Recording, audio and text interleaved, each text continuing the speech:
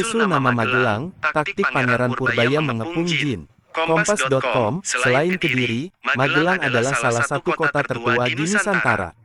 Hari jadi kota Magelang adalah tanggal 11 April tahun 907 Masehi.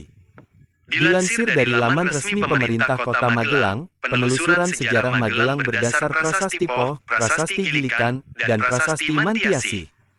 Ketiganya merupakan prasasti yang ditulis di atas lempengan tembaga. Terkait penamaan Magelang, versi terpopuler mengatakan bahwa Magelang berasal dari tepung temu gelang atau tepung gelang yang berarti mengepung rapat seperti gelang. Legenda ini menceritakan pertarungan antara Pangeran Purbaya melawan Raja Jin bernama Sepanjang di hutan Kedu. Nama Magelang berawal dari kerajaan Mataram yang kala itu dipimpin Panembahan Senopati. Dilansir Bobo, pada suatu waktu, Panembahan Senopati ingin memperluas daerah kerajaannya dan atas pendapat Ki Gede Pemanahan, diputuskan bahwa langkah yang harus dilakukan adalah dengan membuka sebuah hutan bernama Hutan Kedu. Keputusan untuk memperluas wilayah kekuasaannya disebabkan karena kerajaan Mataram tumbuh menjadi wilayah yang semakin ramai. Panembahan Senopati kemudian memberikan tugas ini kepada anaknya, yang bernama Pangeran Purbaya. Untuk melakukan tugasnya ini, Panembahan Senopati membekali Pangeran Purbaya dengan sebuah tombak yang bernama Tombak Kiai Pleret. Tombak Kiai Pleret ini diberikan oleh Panembahan Senopati kepada Pangeran Purbaya karena hutan Kedu dikuasai oleh seorang Raja Jin yang sangat sakti. Maka fungsi dari tombak yang dibawa oleh Pangeran Purbaya adalah untuk melawan Raja Jin yang sakti.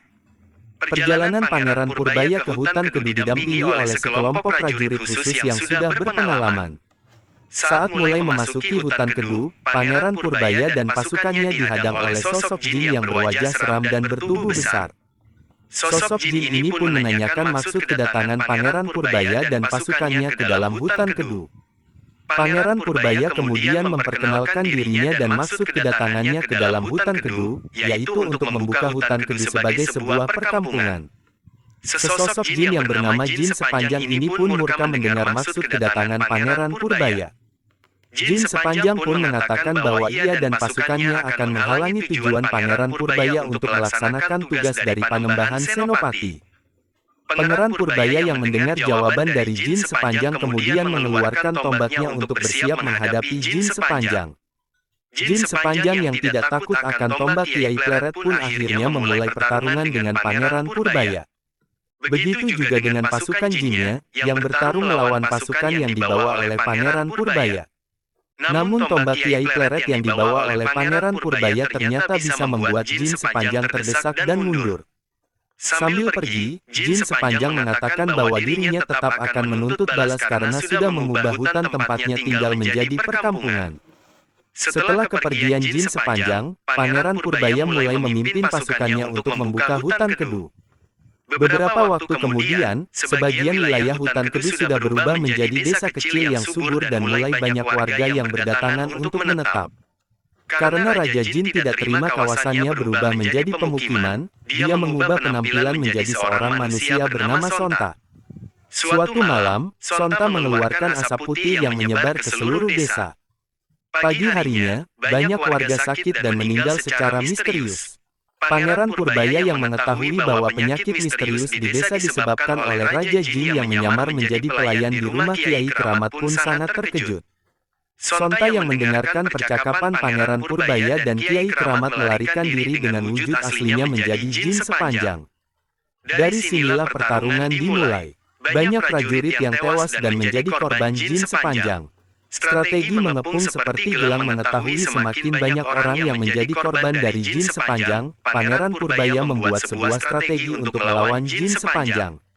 Strategi ini dilakukan dengan cara memerintahkan prajuritnya untuk bergerak di sepanjang hutan dengan gerakan melingkar seperti gelang.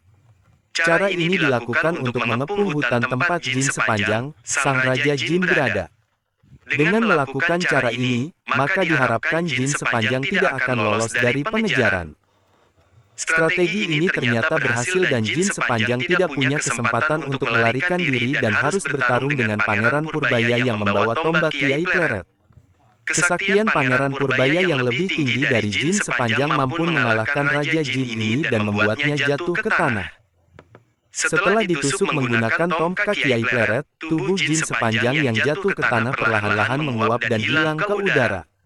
Strategi Pangeran Purbaya untuk mengepung jin sepanjang dengan formasi gerakan melingkar seperti gelang kemudian membuat seluruh wilayah disebut sebagai Magelang.